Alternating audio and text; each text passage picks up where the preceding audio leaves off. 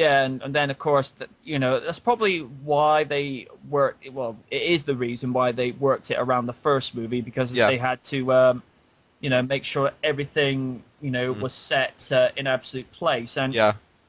it was just, and it's this scene I like when the Doc and Marty have landed in 55, and then they're running back and forth away from the camera. And Oh, that's goddamn funny. oh yeah, And Doc's saying, like, there are now two of me here, and there are two of you here. And he's... I always thought out of one. yeah. the thing that I was very impressed with, even for the split screen back then, was how they're able to put one actor in two places and you couldn't see the dividing line there. And it has blue screen tech has gotten better. I mean, all right, in the 80s, particularly when you saw the DeLorean taking off. Yeah. The start of the movie. I mean, you could tell. Obviously you can tell now it's fake, and the effect has not aged that way. But in terms of getting two people, getting one person to look like two, they did it very well. But especially when you go into the McFly manor in 2015, and Michael's playing Marlene, Marty McFly Jr. and himself, and it's like, okay, that was a bit surreal. Oh, okay. How the hell does that work? Well, as you're mentioning it, that scene is on right now. It is. Oh God. Yeah. And of course, the actress who played Jennifer, it's the scene where she's looking at the whole scene going on, and of course, Marty Jr. goes, "Hey, Mom, nice pants." She's like, "Mom?" And when they open it, she goes, "Oh my gosh, I'm young, I'm old." I thought Elizabeth Shue was pretty good as Jennifer. I thought she was better than Claudia Wells. Well, the trouble is, Claudia Wells didn't really have much of a part in the first one. Uh-huh. I mean, most of what they did in 55 is when you see Marty meeting up with the Doc, for all intents and purposes the first time, because as we learned, once Marty gets back to 85 after having glued everything back to the way he thought it was supposed to be, it's when he tells, after saying who was the president, Ronald Reagan, the actor, and it's where he goes, "It's what you told me the whole story about how you came up with the flux capacitor, which what makes time travel possible." And you see the look on Christopher Lloyd's face, like saying, "How the hell did you know that?" Yeah. I mean, one of Christopher Lloyd's best lines was when he screams 1.21 gigawatts at the top of his voice. I just love that. I love that. I think at one point my brother had that as a text tone on his phone. Yeah. It's just, it's when they're, he's just fascinated by the camcorder, which to us to these days is, well, worse than the camcorders you could get about 10 years ago, but that's not the point. It's just the way he's like looking at himself as an old man. And mind you, I'm still surprised how they managed to get an 85 JVC camcorder to sync up with a 1955 old tube set. There's always a way. And it's when they do the mock model of how he would get the DeLorean to get the lightning bolt to go in. It's the look on the Doc's face when that suit catch where he goes,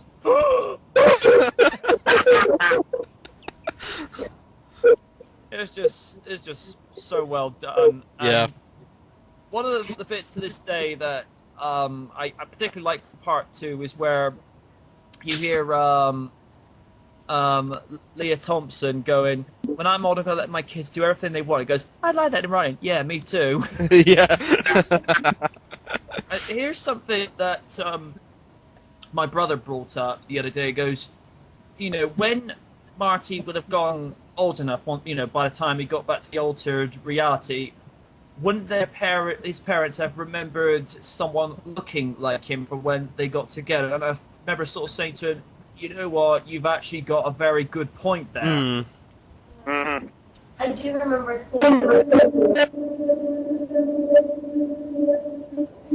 I think we're having audio problems there. Oh. Someone's speakers are acting up.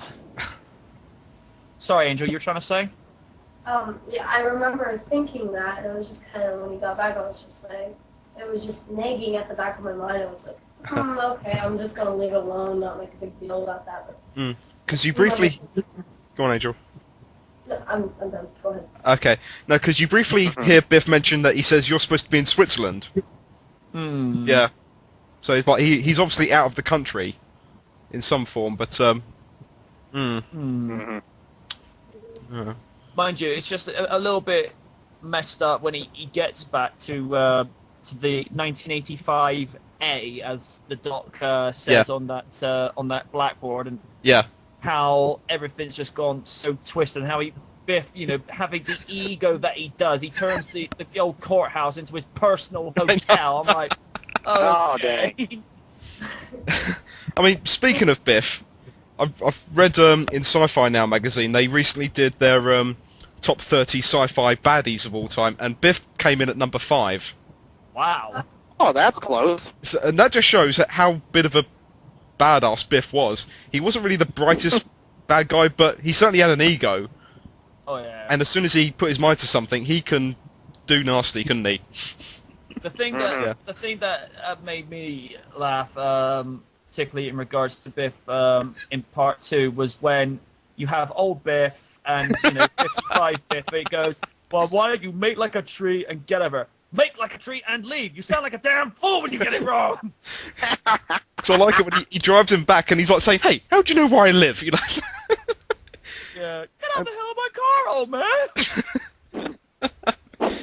And like he's trying to help him, and yet he still has a go at him and still tells him to get lost, even though he's trying to benefit his own future. Yeah. He has to be such an arse about it. Of course, he just made a habit of getting all these one-liners wrong. He goes, oh, that's about as much fun as a screen door on a battleship, screen door on a submarine, you dork. Yeah.